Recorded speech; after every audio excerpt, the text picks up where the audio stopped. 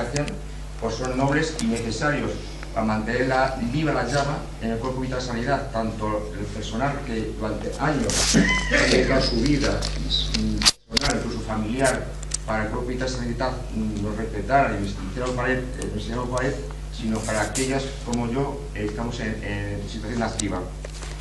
Hoy se inicia la primera jornada de sanidad militar de la experiencia, en un lugar que pienso que es la máxima expresión de la razón de ser de la sanidad militar, con un programa intenso y extenso, porque es horario mañana y tarde. Es una formación continuada que decimos aquí en la brigada.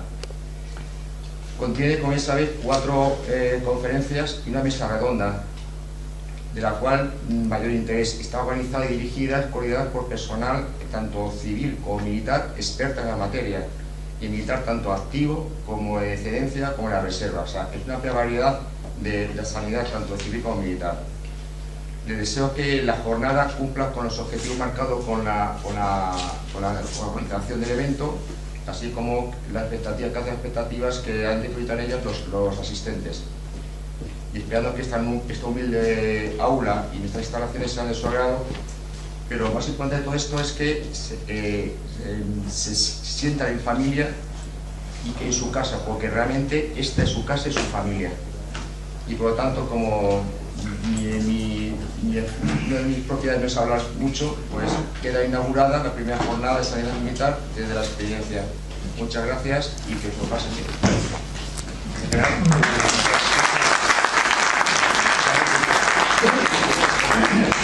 Aparte de mandar la agrupación un poco embustero, porque ha hablado perfectamente.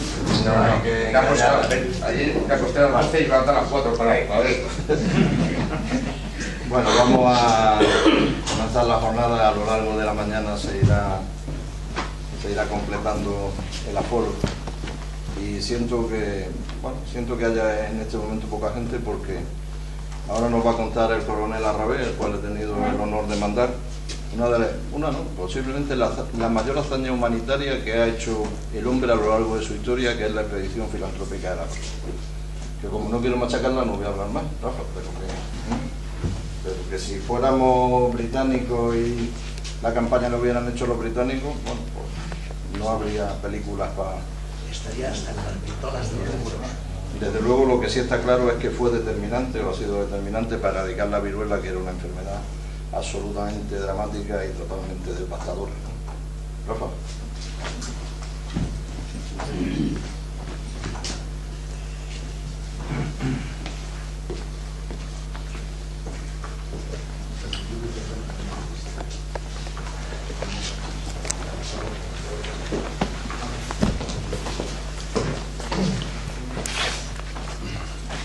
Buenos días. Que no me conocen, me conoce todo el mundo casi. Soy el coronel médico Rafael Arrabé Muñoz, jubileta de pro. Practico la correduría de bolsa todos los días, es posible 2 veces, por la mañana y por la tarde.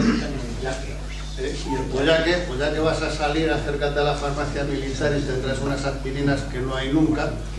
Bueno, cuando me dijeron lo de hablar en este foro sobre la sanidad militar desde la experiencia, una de las cosas que se me ocurrió pensar era que qué mejor experiencia que la de otro, porque la mía es bastante corta, y aprovechar probablemente la mayor experiencia, lo he dicho en general, que ha habido a lo largo de la historia, que fue la expedición de Balmis, o la expedición conocida como filantrópica de la vacuna. El filantrópico es una palabra que hoy se traduce por ayuda humanitaria. La importancia que han tenido las enfermedades infecciosas en la historia ha sido fundamental. Decía George Bernard Shaw, dramaturgo, político y irlandés, pensador irlandés, que las epidemias han tenido más influencia en el devenir de la historia que la acción de los gobiernos, y es real como la vida misma. Tanto es así que la historia cambia y en muchas ocasiones cambia en función de la aparición de una determinada epidemia. En una de las guerras del Peloponeso, en la tercera, una epidemia de peste impide que los atenienses ganen esa guerra, se tienen que retirar. Pásame, por favor, o déjame el... O en el siglo XVIII el almirante Vernon intenta tomar Cartagena de Indias y arrebatar la ruta de envíos de metales y de riquezas desde América a España, y de hecho hacerse incluso con el Imperio Español, y una enfermedad que es la fiebre amarilla, a la cual los ingleses no habían tenido contacto, diezma sus fuerzas, y contribuye en gran manera a que ese hecho no pueda suceder. La viruela se declara erradicada en mayo de 1980. Este es el texto de la Asamblea Mundial de la Salud, en el cual dice que habiendo examinado el desarrollo y resultados del programa mundial iniciado por la OMS en 1958, yo ya iniciado por el Estado español en 1803, intensificado efectivamente en 1967, declaran erradicada la viruela. Es decir, la viruela ha desaparecido. El último caso de viruela aparece en Somalia en 1978. Biológico como a nivel de medio ambiente, pues tienen nuestros soldados.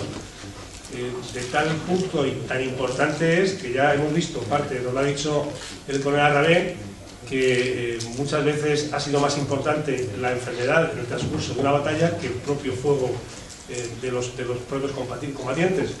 Ya lo vimos en la guerra de Cuba y anteriormente, incluso en las guerras franco-prusianas, la guerra franco-prusiana de finales del siglo XIX, pues se vio que el ejército francés pues, tuvo 30.000 bajas por viruela. El prusiano, sin embargo, tuvo 300, ganó la batalla, y fue precisamente porque los prusianos se vacunaron y los franceses no. Hasta ese punto es importante la protección sanitaria, que además de la vacunación incluye otras técnicas, también lo sabemos. Empezamos con la inteligencia sanitaria, luego tenemos tratamiento, evacuación, y la importancia también del abastecimiento y mantenimiento de los recursos a nivel logístico-sanitario. Como siempre, decir que toda esta protección sanitaria es responsabilidad única del personal del Cuerpo de Sanidad Militar, Cuerpo Militar de Sanidad.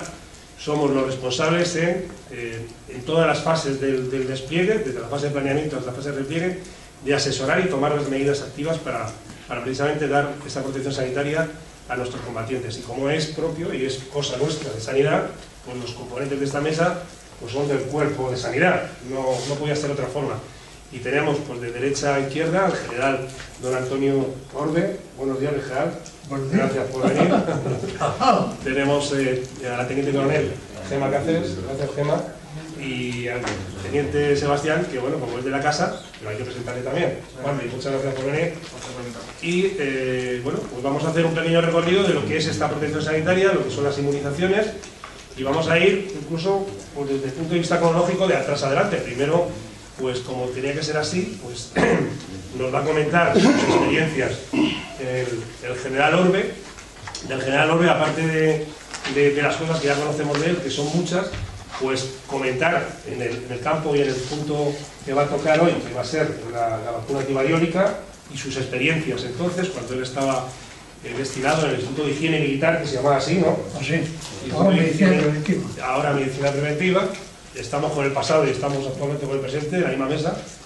Y sus experiencias, sobre todo, llevando la sección de la vacuna antivariólica, pero también cuando la epidemia de Zaragoza, el cólera, formó parte del grupo de trabajo que contribuyó el día 27 de julio. Y luego sus experiencias como comisionado en el Instituto Lister de Londres, ¿verdad? Exactamente. Vale. Pues nos va a hablar de esas experiencias y de lo que ha supuesto ese pasado para lo que es el Instituto de Medicina Preventiva actual. Mi general, cuando quieras, hemos marcado pues en 20 minutos como, ¿vale? Cuando falten 5 minutos, ¿te parece, mi general? Te digo 5 minutos. Eso es. Nada, muchas gracias, pues vamos a poner... Buenos días, amigos, compañeros. Pues resulta que yo he estado desde 1950, muchos de los que hay aquí ni nacían y otros igual estamos terminando el bachillerato. Pues fui al Instituto de Higiene Militar a hacer el curso de higiene y bacteriología, y después me quedé destinado allí hasta que ascendí a coronel. He estado en varias secciones, pero la última fue la sección de vacuna antivariólica. porque el director del instituto me designó para ese cargo y sección en el año el 1 de octubre del 63. Pues entonces la vacunación antivirológica, saben ustedes que desde el año 1912, que se hizo la ley de reclutamiento y reemplazo del ejército, todo reemplazo que se incorporaba se vacunaba de antitífica, antitetánica y antivirólica. Las 3 vacunaciones daban alguna relación febril, algunas pústulas que quedaban ya de por vida, pero nada. Y así hasta que se abolió en el año 2001, noviembre y diciembre de 2001, el servicio militar obligatorio. Pues bien, la vacuna antivirólica se estaba fabricando en el instituto junto con la antitetánica, la antitífica y la antirrábica desde que se creó el instituto. Y la vacuna antivirólica se fabricaba a partir de terneras de capa blanca, gallegas, que había que traerlas de allí, se escarificaban, se cogía la pulpa, después se molturaba y se ponía como desinfectante el verde brillante. Y con la vacuna al verde brillante y unas lancetas típicas se vacunaba a todos los reemplazos del ejército. Esto fue cambiando porque en el año el 27 de julio, por nosotros del 7 al 11 de julio de 1974 fuimos con el teniente coronel don José Amaro Laera y dos jefes veterinarios, un coronel y un teniente coronel veterinario, fuimos comisionados al Instituto Lister de la Universidad de Londres para ver cómo se vacunaban sobre oveja y carnero, no sobre ternera. Estuvimos allí. Toda comparación es odiosa. Por eso menos se compara mejor. Bueno, muchas gracias, mi general. Si os parece, las preguntas luego, cuando acabemos todos los ponentes de la mesa, pues si alguien tiene que hacer alguna pregunta, las hacemos en bloque. Así que, mi general, ahora atiendes a la exposición de la teniente coronel de Cáceres, que nos va a hablar sobre bueno, en principio lo que ella hace en su unidad, en su medicina preventiva, cómo la actualización de cómo las vacunaciones hoy en día dentro de las Fuerzas Armadas y los problemas que se encuentran habitualmente, ¿no? La teniente coronel, yo no sabía que te llamabas de primer nombre Gloria Gema Cáceres, pues es licenciada en Medicina y Cirugía, doctora por la Universidad Complutense de Madrid, especialista en Medicina Preventiva y Salud, máster en Salud Pública, también lo tienes. Actualmente está destinada al Instituto de Medicina Preventiva y es la responsable del Servicio de Protección y Promoción de la Salud y también del Centro de Vacunación Internacional. Ha estado en operaciones, estuviste en Turquía, en el Líbano creo que también, ¿no? Sí. En el Líbano, y actualmente también forma parte de la ponencia de vacunas y registro de programas del Ministerio de Sanidad, Servicios Sociales e Igualdad. Forma parte como vocal de varias comisiones de la inspección referente al tema de vacunación y yo creo que es ahora mismo pues, la persona más capacitada para hablarnos del tema personal. Pues cuando quieras, Gemma. Muchas gracias, con su permiso, mi general. Bueno, en primer lugar, yo quería agradecer profundamente la invitación para participar en esta jornada, ¿no? Para mí es un honor poder compartir una mesa con el general, que es el referente, bueno, pues en medicina preventiva, ¿no? Y nosotros recogemos su testigo, recogemos el testigo de los veteranos y adaptamos, ¿no?, su conocimiento y el que nosotros hemos ido adquiriendo a los tiempos modernos. Entonces, ya se ha dicho a lo largo de la mañana la importancia que tienen las medidas de medicina preventiva en el ejército, en las Fuerzas Armadas. De hecho, pues ya en el año 1913 encontramos las primeras cartillas de higiene militar. En el año 53 encontramos también pues, diversos documentos pues, de prevención de la enfermedad. En este, que es muy curioso y por eso lo traigo, pues es un documento, una cartilla de higiene de las Fuerzas Regulares Indígenas de Melilla, en la que dictan determinadas normas para prevenir el contagio de infecciones de transmisión sexual, ¿no? Entonces es muy curioso ojearla, porque una de las cosas que pone es que si algún soldado contrae una enfermedad venérea sin haber tomado las medidas profilácticas adecuadas, pues será castigado sin tener permiso. Pero si además una de esas enfermedades es la sífilis, pues resulta que el soldado no se va a licenciar hasta que no se cure de la enfermedad, y eso puede incluso tardar 4 o 5 años, ¿no? Porque hasta ese punto era importante, y sabían de la importancia de estas medidas. Bueno, el Instituto de Medicina Preventiva, de la historia, lógicamente yo no voy a decir nada más de lo que ha dicho el general, que bueno, pues ya lo ha dicho todo, ¿no? Simplemente recalcar aún más que el Instituto de Medicina Preventiva ha sido el referente en vacunación. Y de hecho, posiblemente los pioneros en vacunación de adulto. Un ejemplo de ello pues lo tenemos en el actual documento que está en vigor y que tiene colgado el Ministerio de Sanidad en su página en cuanto a recomendaciones de vacunación de tétanos. Pues en uno de los párrafos pone que en las Fuerzas Armadas empezó a vacunar de tétanos en el año 67. En el año 95 se vacunaba de tétano-difteria. Por lo tanto, todas las personas, todos los adultos, varones nacidos antes del año 83, pues habían tenido al menos una oportunidad de primovacunación de tétanos, si no 2 oportunidades de primovacunación, ¿no? Y esto es muy importante, y así lo reconoce el Ministerio de Sanidad. Me llamo Sebastián, soy enfermero, diplomado desde el 2005 en enfermería y en un máster en pericia sanitaria. Actualmente está destinado en la UALSAN, en la Unidad de Apoyo Logístico Sanitaria, y bueno, pues, se ocupa de la oficina de normalización número 24, y yo no me acuerdo cuál era. Soy el secretario de la oficina. La 24, bueno, y el jefe de negociado de medicamentos. Ha estado en varias operaciones, en Afganistán ha estado varias veces, y también en Letonia. Y él, pues, bueno, el jefe nos ha hablado de las vacunaciones a nivel central, digamos, en el Instituto de Medicina Preventiva, y él va a ir al primer escalón, a la unidad de sanidad, tanto en permanencia como en operaciones. Así que nos explicaron cómo qué problemas tiene el personal de sanidad con las vacunas a ese nivel. Venga, muchas gracias. Damos permiso.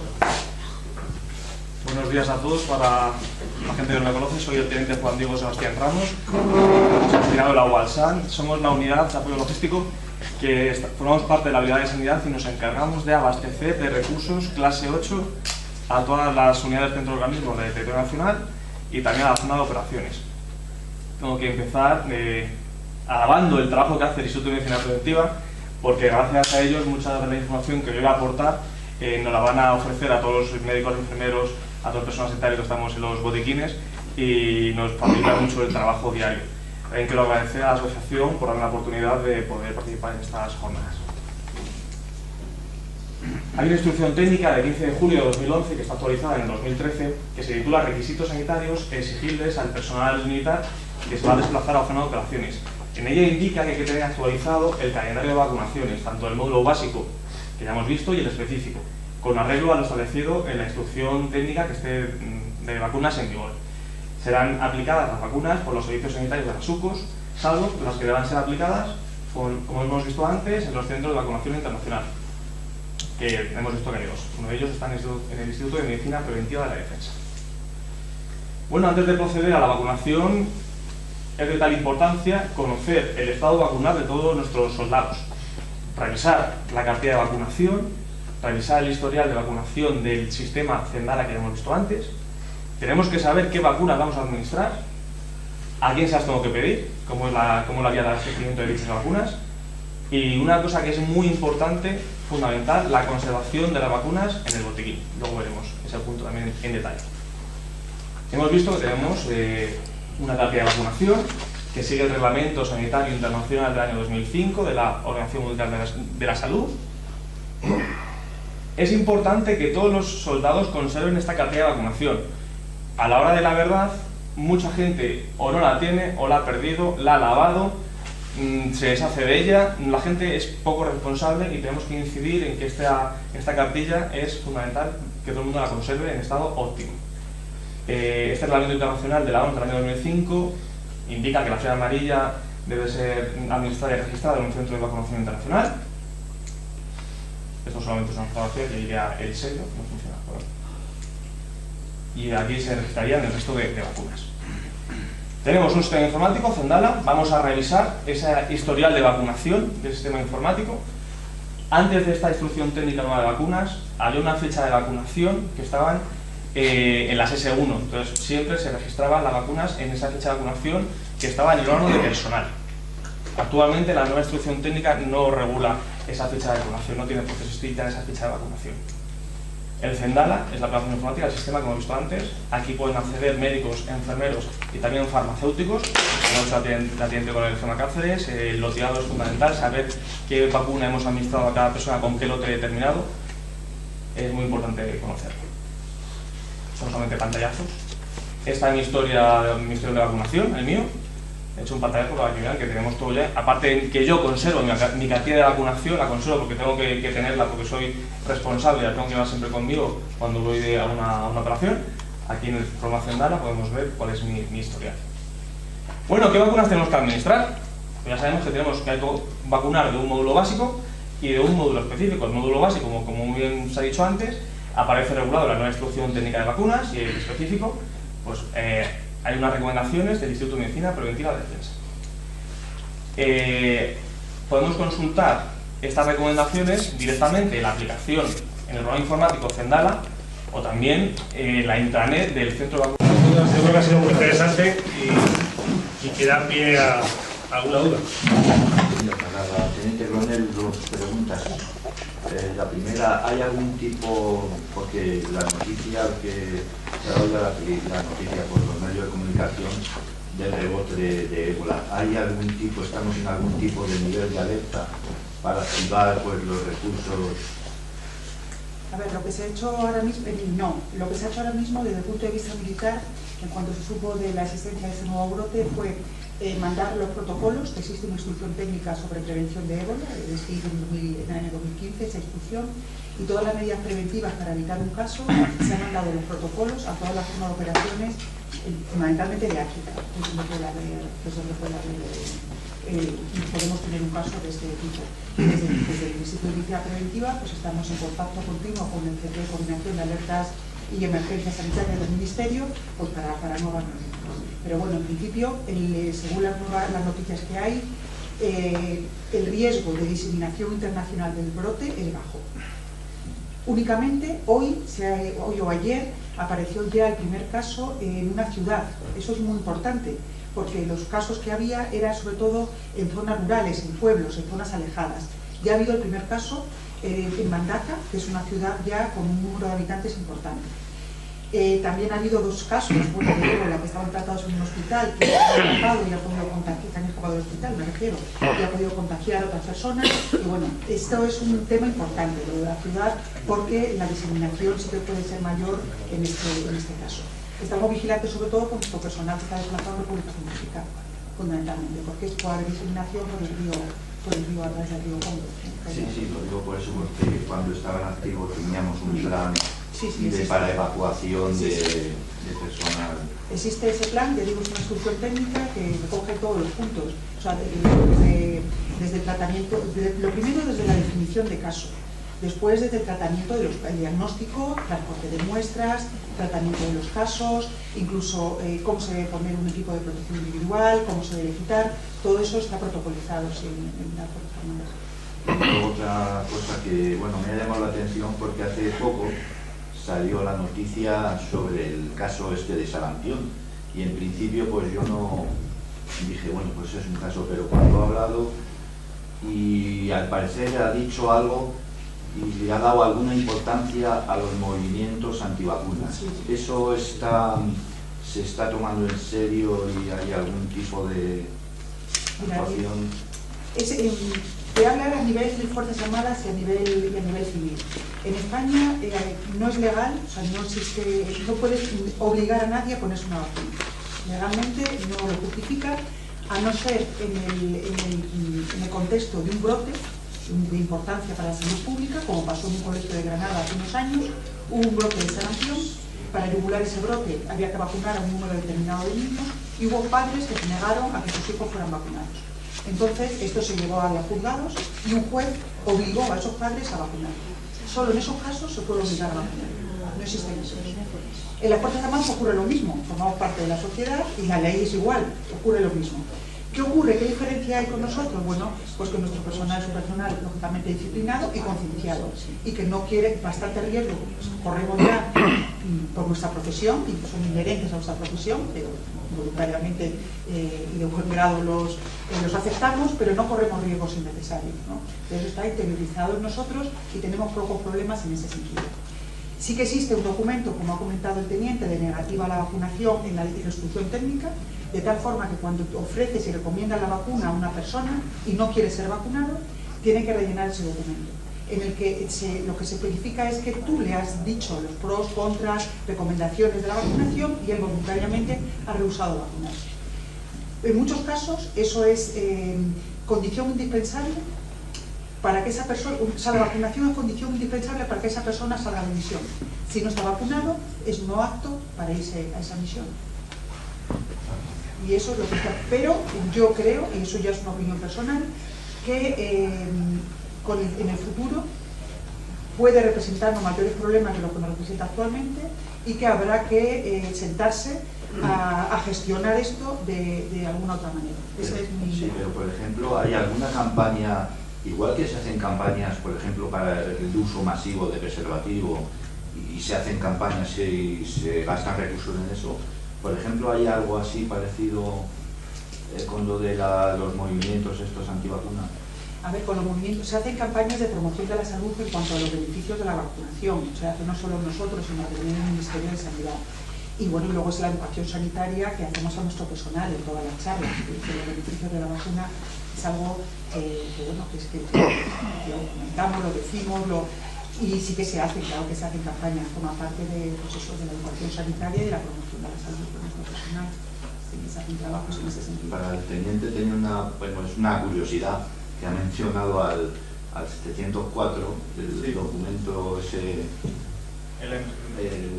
negativamente recordado, pero yo pensaba que la Guardia Civil últimamente estaba ya casi integrada metiéndose en el sistema SIGLE.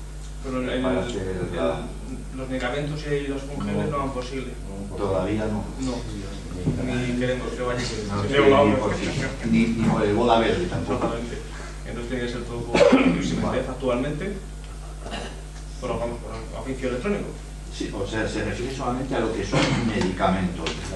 El material sí está en SIGLE. El material. Bueno, hay muchos medicamentos también catalogados. El material inventariable está en SIGLE, pero y también hay medicamentos de las Fuerzas Armadas en SIGLE, pero nosotros no los manejamos en SIGLE. O sea, sí que hay medicamentos de las FARC que están en SIGLE, pero no manejamos. El material fungible y medicamentos y no están metidos actualmente. No manejamos, trabajamos con eso. Vale, gracias. ¿Tienes alguna pregunta?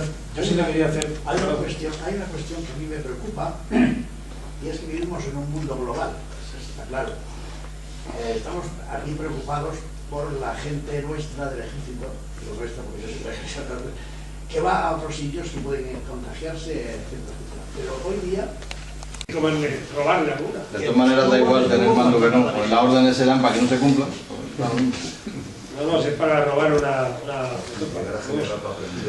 unidad número 1. Que digo que hay un grupo que dice que tuvo retuvo y guardó para la vejez. Pero el plástico esos, vamos. Vamos, muy bien. A ver si hoy me robo algo. Maquitrack. Para acá, Maquitrack. Cuando llegas tarde, no está en primera. Para comértelo todo. No es verdad eso, no es verdad. Tarde le ponen dos vacunas. Pasamos por ahí, yo pasamos aquí.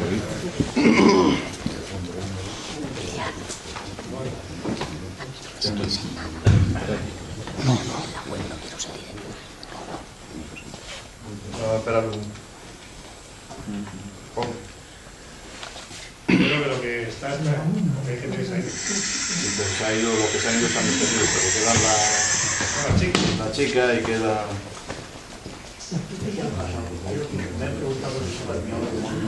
Por eso te digo, estarán haciendo su... Y como no hay más que uno, pues No sé. la cola de... ¿Qué se iba a la una? ¿Quién? Se ha ido Antoni y Pepe Tomé porque tenía... Ahora tienes que poner a los de la asociación mal, ¿eh? Mal. No han venido. Bueno, acaban de que falta.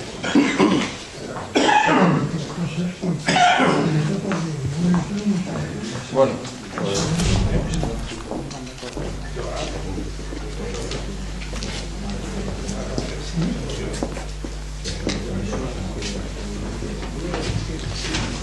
Bueno, vamos a empezar. Cuando al principio me planteé de que iba a hablar, se me ocurrió hablar sobre cómo se prepara y cómo se desarrolla una operación militar desde el punto de vista de sanidad, pero luego me pareció que era mejor hablar de otra cosa. Y como he puesto antes, estamos en el 150 aniversario de la creación de la Brigada de Sanidad, y creo que, bueno, pues que me parece una tontería, me ha parecido siempre, y me sigue pareciendo una tontería eso de la labor callada del sanitario. El sanitario no tiene por qué tener ninguna labor callada ni nada, por lo cual lo que voy a hacer es hacer un repaso por encima de lo que ha sido la historia de la sanidad militar, pues bueno, pues para que todo el mundo vea que las cosas hay que hacerlas, que hay que contarlas, que hay que estudiarlas, y si están mal, cambiarlas, y si no están mal, pues estar orgulloso de lo que se ha hecho. Creo que lo que hemos hecho en sanidad militar es para estar tremendamente orgullosos. Bueno, no es casual que haya puesto eso para iniciar la conferencia, porque primero soy de Granada, segundo el que lo ha pintado amigo mío, y tercero porque las crónicas demuestran que los primeros hospitales de campaña, la primera organización de sanidad militar es del tiempo de los Reyes Católicos, y bueno, para empezar me parece. Aquí antes hemos visto la expedición filantrópica de la vacuna, ¿no? Bueno, pues tiene este párrafo de una carta que escribe Salvares el 1 de octubre de 1806 al virrey de Perú, en la cual, pues bueno, pues si como todos sabemos leer, ¿no? ¿Por qué la he puesto? Pues porque en 1806 se describe perfectamente el espíritu de sufrimiento y dureza, ¿no? Sin embargo, hay quien lo vende bien y hay quien lo vende mal. Hay quien están preparando desde hace 3 años el aniversario, y nosotros pues pasaremos sin pena ni gloria, la mayoría de las veces por culpa nuestra. Y como vamos a hablar de sanidad militar, ¿cuál es la misión de sanidad militar? La misión de sanidad militar es proporcionar apoyo sanitario de combate, ¿no? Y todo lo demás se puede hacer de otra manera, pero lo que nunca se puede externalizar es al teniente médico que manda la sesión de sanidad de un batallón. Y eso lo hacemos a través de seleccionar, conservar y recuperar los efectivos, estableciendo la promoción de la salud, la prevención de las enfermedades y minimizando el efecto de las lesiones. Y una cosa tremendamente importante es permitiendo la disponibilidad y manteniendo la moral de las unidades militares. Y para eso hay que tener conocimientos militares y entrenamiento militar. No hay ningún ejército del mundo el cual, como digo, tenga externalizada su sanidad militar, será por algo.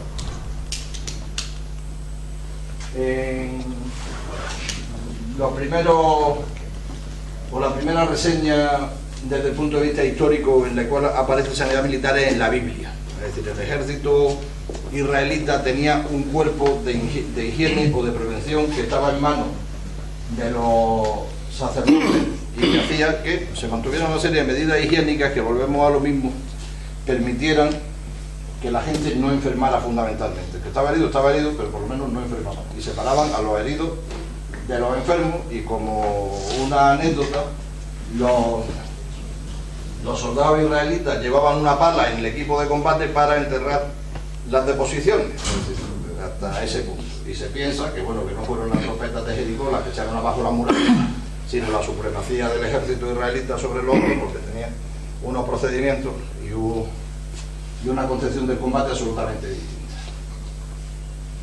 Y ya llegando a épocas relativamente recientes, Roma pues tiene un apoyo sanitario tremendamente eficaz, que va tendente a mantener la capacidad de combate. ¿Por qué va tendente a mantener la capacidad de combate? Porque son unidades que actúan fuera de lo que es el territorio romano, y entonces es difícil buscar gente para combatir, con lo cual se dieron cuenta que lo que había que hacer era conservar. Los médicos en las legiones romanas en principio eran esclavos o eran griegos, porque a los ciudadanos romanos no les parecía bien estudiar medicina. ¿Por qué? No lo sé, pero bueno, era una cosa que el ciudadano romano no tenía como demasiado bien vista. Hasta que a instancia de Celso, que era patricio, era militar y era médico, convence a Augusto de que tiene que tener una sanidad militar romana, porque además no se fían, porque pueden ser el propio enemigo dentro de la legión.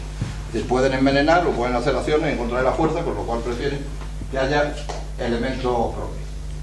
Y él, lo que hace Augusto, crea una escuela de sanidad militar. ¿Y qué hace? Pues le dan los mismos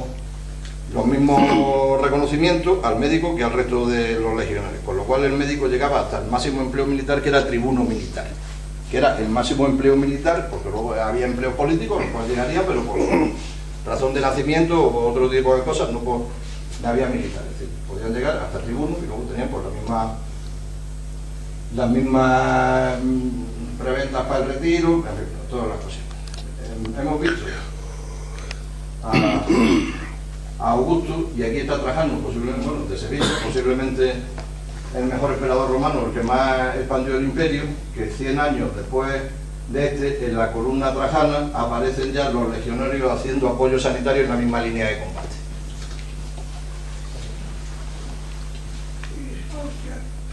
En épocas más recientes, pues bueno, pues tenemos dos referencias, una que es médico cristiano, que es militar, y el primero que firma como médico militar, que es Muhammad al-Safar, en el siglo XIV. Ya sus escritos lo firma como médico militar. Antes había una línea demasiado laxa entre el combatiente y el médico, ¿no? Desde mi punto de vista que va a existir, pero bueno, él ya se reconoce como médico militar.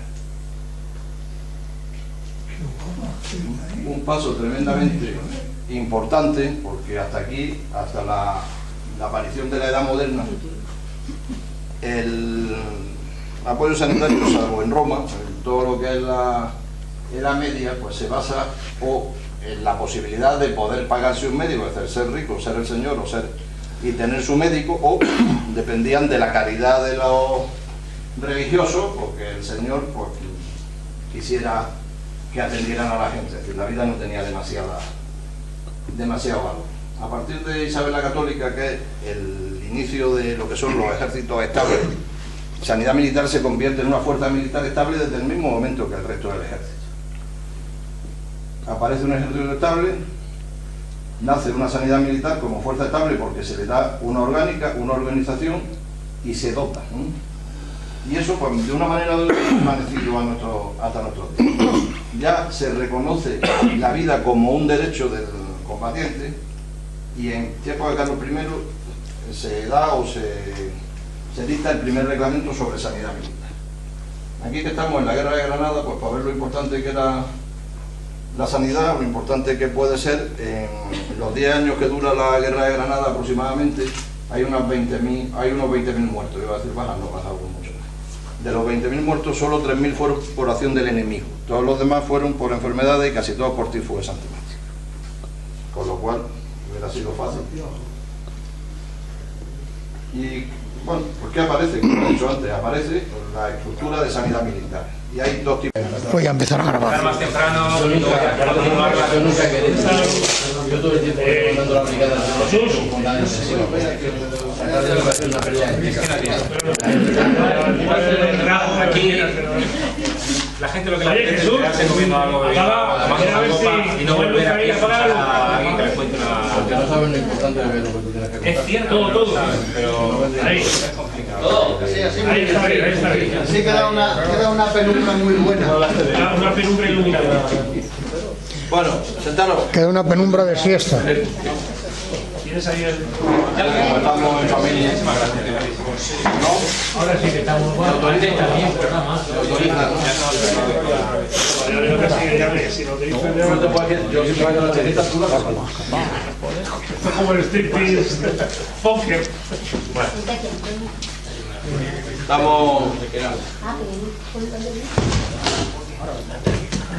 Estamos hablando de lo que es el juicio crítico en caliente, cosa que debemos de aprender para la siguiente reunión.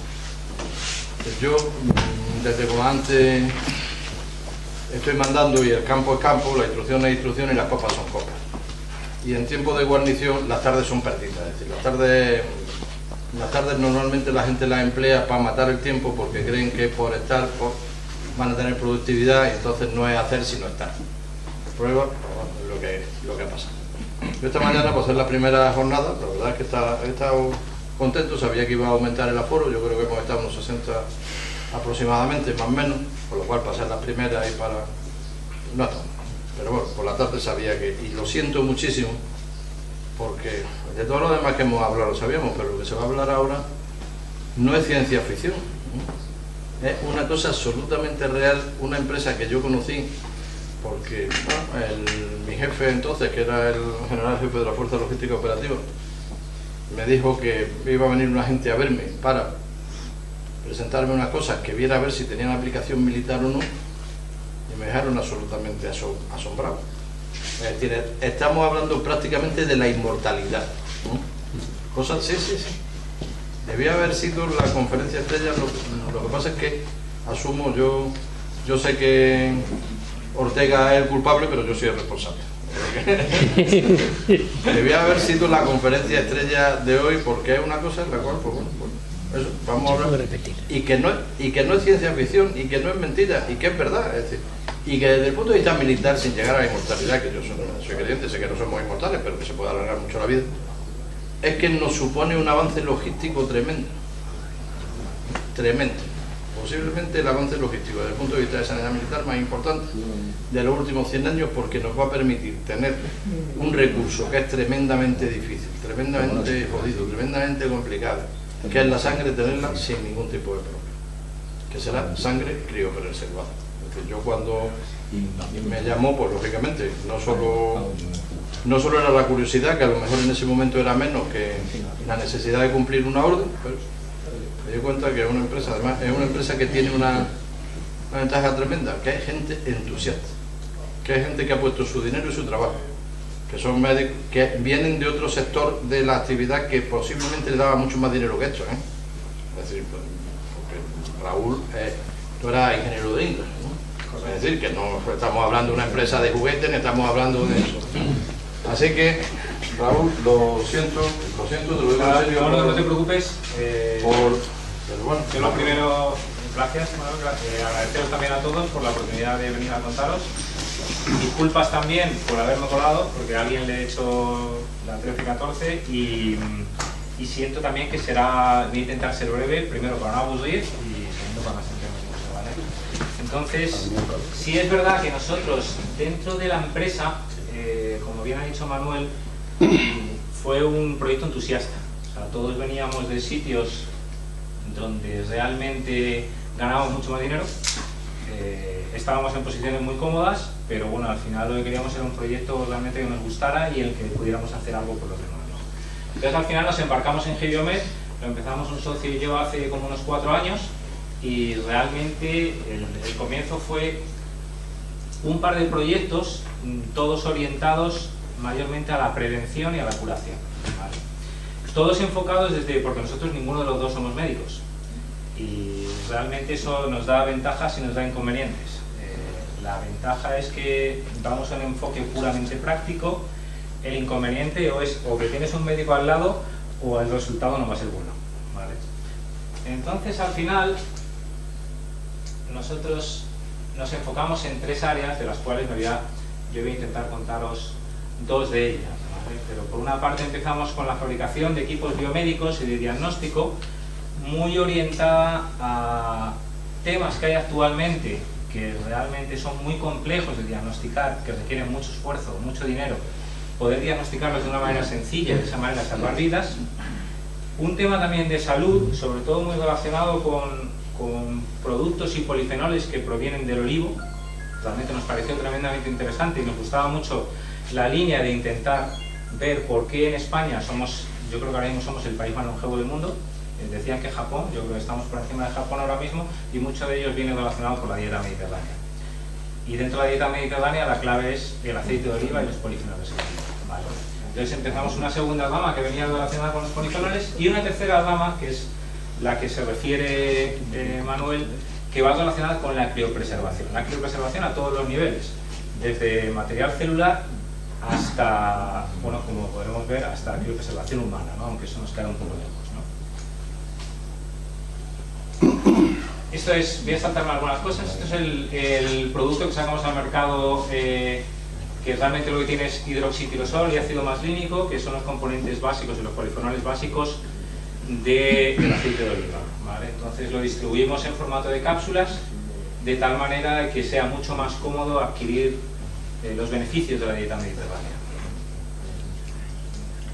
Este es nuestro principal dispositivo biomédico, que es CardioWorking, que es un dispositivo, me extenderé más después, pero es un dispositivo que hace un análisis de tu electrocardiograma y te hace el diagnóstico automáticamente. Es un dispositivo que puedes llevar en cualquier momento y de esta forma solucionar precisamente lo que pone arriba, que es que la mayor parte de la gente que muere de una enfermedad cardíaca no la conoce. Ese es el gran problema. El problema no es curarla o el tratarla, el problema es que lo desconocen. Y el desconocimiento viene relacionado con la dificultad de acceder a un diagnóstico. Aquí en España estamos acostumbrados a que tenemos seguridad social, tenemos medios de poder ir a cualquier sitio y aún así nos cuesta un montón ir al médico. Yo no sé cuántos iréis regularmente, pero en la vida, tú porque eres médico. No, porque creo que lo peor es caer en manos de médico. Puede ser, pero normalmente se supone que deberías hacerte un cierto análisis anual y que yo creo que la mayoría incumplimos, pero en muchos sitios, por ejemplo en Estados Unidos, directamente esto es inviable.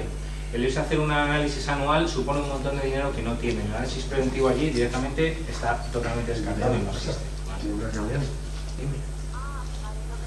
Y por último tenemos cápsulas de criopreservación de diferentes formatos. Este sería el formato más pequeño, que es lo que hemos llamado botiquín genético familiar, que es una cápsula destinada a preservar el material genético de tu familia, que sería células madre, esperma, semen, para uso futuro, sobre todo muy orientado a células madre, ¿vale?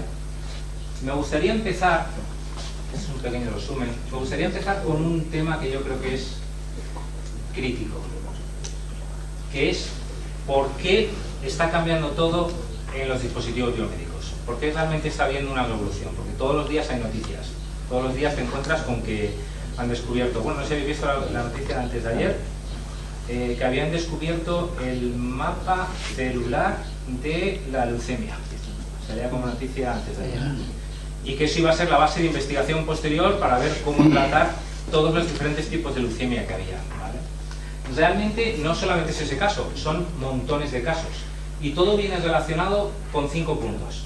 Realmente la conclusión de por qué se está revolucionando, os la voy a decir antes de llegar a ella, que es básicamente que las empresas están poniendo un montón de dinero en cosas que no es medicina, pero sí influyen en que evolucione la medicina, ¿vale? Igual que cuando el ejército invertía un montón de dinero en desarrollar una tecnología militar y luego llega al uso civil, esto está pasando algo parecido pero dentro del uso civil.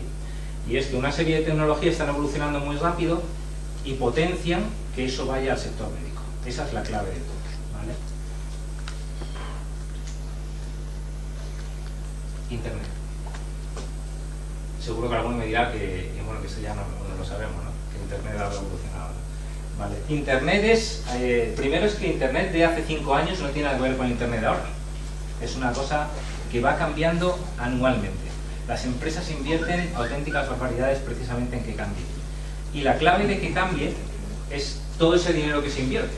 Pero sí están haciendo una cosa que es muy importante, y es que todo el mundo, al contrario de antiguamente, puede empezar al mismo nivel. Es decir, yo en un momento dado quiero montar una empresa de cualquier tema y yo ya tengo suficiente información como para saber dónde se han equivocado todos los demás. Incluso en biomedicina tienes los estudios, los análisis. Si quieres desarrollar un dispositivo biomédico, sabes los dispositivos que existen, dónde fallan, qué elementos se han utilizado y han fallado. O sea, entras prácticamente con un equipo de gente profesional a mismo nivel que están todos los demás. Antiguamente esto no existía. Antiguamente tú cogías tu libro y empezabas en algo absolutamente de nuevo. El hecho de que esté ahora popularizado en todo el mundo Solamente no lo estamos popularizando nosotros, esto lo popularizan las empresas. Pero es la clave de que realmente la biotecnología esté al alcance de todo el mundo.